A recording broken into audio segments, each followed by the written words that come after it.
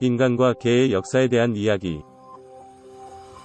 2021년 KB 경영연구소에 의하면 우리나라의 가장 인기 견종은 말티즈, 푸들, 포메리안 등 소형견이고 외국의 경우 주로 레브라도 리트리버, 프렌치 불독, 저먼 셰퍼드 등 대형견을 많이 키우고 있습니다. 반려견의 숫자는 전 세계적으로는 4억 마리 이상으로 보고되고 있으며 대한민국에서는 농림축산식품부 2021년 발표, 2020년 기준 약 430만 마리로 추정하고 있고 점점 늘어나고 있습니다. 개들은 몸무게가 80kg 정도 나가는 가장 큰 종인 그레이트 데인에서 작게는 0.9kg 정도 나가는 치와와 종 등 나라에 따라 200에서 400종 정도의 품종으로 구분하고 있습니다. 그런데 이들은 모두 회색 늑대 케이니스 루퍼스로 알려진 아종에서 진화한 것으로 여겨집니다. 회색 늑대와개의 유전자는 99.96%가 일치한다고 하는데 이는 인간의 인종 간 99.9%의 유사성보다도 더 높습니다. 따라서 이들은 서로 교배가 가능하며 이종 교배 시 생식 능력을 잃지도 않기 때문에 생물학적으로는 다른 종으로 간주하지 않습니다.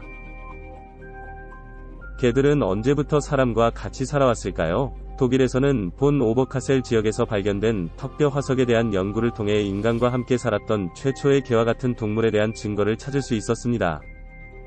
이 턱뼈는 후기 구석기인 약 15,000년 전 내외의 것으로 추정되며 현대의 개와 턱과 유사하다는 점에서 개의 것으로 추정됩니다. 인간 무덤에서 턱뼈가 발견되었다는 것은 이 동물이 인간과 밀접한 관계를 맺고 있었으며 주인과 함께 묻혔을 가능성이 있음을 시사합니다. 이스라엘에서는 12,000년 된 개가 인간과 함께 무덤에 묻힌 채 발견되어 당시 개가 인간과 밀접한 관계를 맺고 있었다는 증거를 제시했습니다. 중국에서는 14,000년 된 개가 인간과 함께 무덤에 묻힌 채 발견되어 비슷한 시기에 여러 지역에서 개가 가축화되었음을 시사합니다. 북미에서는 1만 년 전으로 거슬러 올라가는 개 유골이 발견되었는데 이는 당시 개가 아메리카 원주민과 함께 살았음을 나타냅니다. 러시아에서는 늑대와 개의 직증이 혼합된 33,000년 된 두개골이 발견되었는데 이는 가축화 과정이 이전에 생각했던 것보다 훨씬 일찍 시작되었을 수 있음을 시사합니다. 그럼 어떻게 가축화가 진행되었을까요?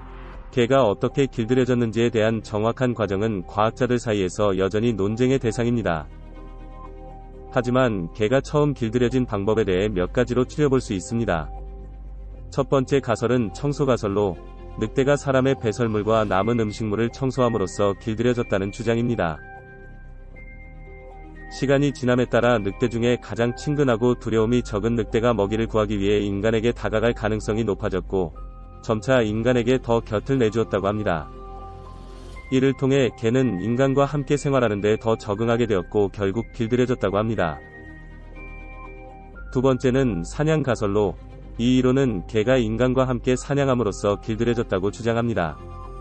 먹이를 사냥하고 추적하기 위해 인간과 더 잘 협력했던 늑대는 다른 늑대들보다 식량을 더 성공적으로 얻었을 것이며 시간이 지남에 따라 점점 더 인간과 관계를 깊게 이어나갔을 것입니다.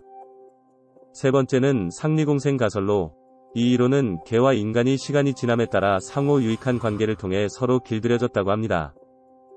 개는 초기 인간에게 보호, 사냥 지원 및 동반자를 제공한 반면 인간은 개에게 음식과 은신처를 제공을 통해 상호공생했습니다. 네 번째는 사회화 가설로 이 이론은 개의 가축화가 여러 세대에 걸쳐 점진적으로 발생하였다고 주장합니다. 초기 인류는 굴에서 늑대 새끼를 가져와 인간 가족과 함께 살았으며 그중 가장 친근하고 온순한 개체만을 선택해서 지속적으로 개량했다는 주장입니다.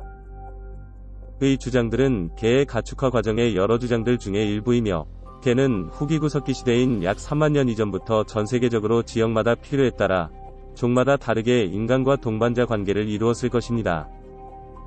인간과 오랫동안 밀접했던 개에 관한 기록은 오래된 고대 문서에도 여럿 남아있는데 수메르 신화에서 바우 여신은 종종 개와 함께 묘사되며 사냥의 신인 굴라 신도 개와 연관되어 있습니다.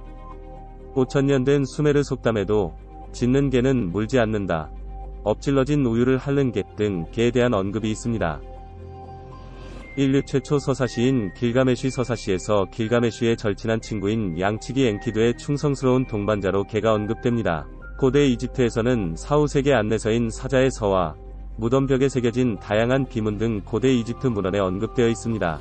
이러한 문서들은 고대 이집트인들이 개를 소중히 여기고 돌보았으며 심지어 죽음 후에도 사후세계를 같이 가는 신성한 동물로 여겼다는 것을 보여줍니다.